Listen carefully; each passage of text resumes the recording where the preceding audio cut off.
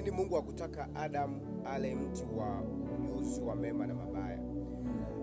Kwa sababu kwenye ulimwengu wa kiroho kujua unakufanya uwe sehemu ya kile kitu, na ndio maana Adam baada ya kujua akahama maeneo tofauti alikuwepo Eden, lakini kuna mahali akaingia sehemu tofauti baada ya kula mti wa ujuzi wa kujua mema na mabaya.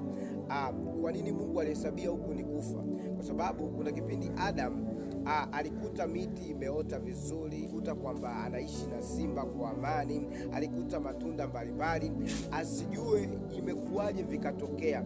Kwa hiyo alipotaka kutambua, akawa ni pati wa hivyo vitu, kwamba ukitaka kujua kwamba mahindi yanakuwaje, lazima ujue kuna kupanda, kuna kuhangaika mpaka kufikia huko. Kwamba ukitaka kujua kwamba amani na simba inapatikanaje, kuna namna ya kuwatrain, kuna namna ya kupitia tabu ili ufikie hivyo vitu. Kwa hiyo ndio maana ukisoma katika Ayubu 22:21 neno la Mungu nasema hivi, mjue sana Mungu ili uwe na amani, ndivyo mema yatakavyokujia.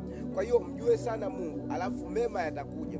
Ukitaka kujua kwanza mema na mabaya, usipotaka kumjua Mungu, kuna mazaa yanatokea. Unatakiwa uwe sehemu ya uumbaji wa hivyo vitu ambavyo unataka kujua. Na ndio maana leo hii Mungu anasema mtafuteni kwanza yeye, mumjue kwanza yeye, na mambo mengine yote mtazidishiwa.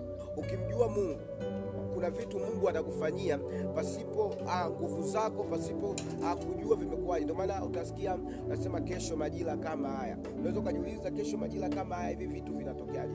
Vyakula hivi vinatoka wapi? Lakini Mungu anajua hivi vinapopatikana. Unaweza kukuta Yesu anasema twende kilindini. Ikiwa sisi tumefanya kazi ya kuchosha usiku kucha, yeye anasema twende kilindini. Kilindini unapatikana wapi samaki? Mungu yeye anajua. Kwa hiyo watu wengi kuna vifungo wanapitia kwa mambo wanayoyajua. Mfano, unakuta kuna mtu anasumbuliwa na wachawi sana, ni kwa sababu anajua mambo mengi ya wachawi kuliko anavyomjua Mungu. Ndio maana ikifikia wakati paka atakapolia pembeni ya nyumba yake, maombi mengi, uoga mwingi, kwa sababu ashaelewa kuhusu uchawi sana kuliko kumwelewa Mungu, kumjua Mungu. Utakapojifunza kumjua Mungu, wewe ukijua Mungu amepasua bahari ya Shamu na vikakaa ndani yako, ukaelewa vitu vingi vya Mungu, huwezi ukaogopeshwa na paka anayepita kwenye nyumba yako. Kwa hiyo kiwango cha amani ulichonacho na mema ulionayo ndio kiwango kile kile ambacho unamjulia Mungu. Kwa hiyo utakapowekeza muda wako katika kumjua Mungu, ndipo pale mazuri na mema yanakujia. Kwa hiyo kile unachokijua kinakufanya uwe vile. Ndio maana Adam alipotaka kujua chanzo cha mema na mabaya, ndipo akaanza kuexperience kupanda sasa. Kwa sababu Mungu alimitiwi na process, lakini kwa sababu umetaka kujua, utajua kwamba kuna kupanda, kuna kulima, kuna kutokwa na jasho. Kwa hiyo ndugu yangu, jue sana Mungu ili uwe na amani na mema, ndipo atakapokufuata.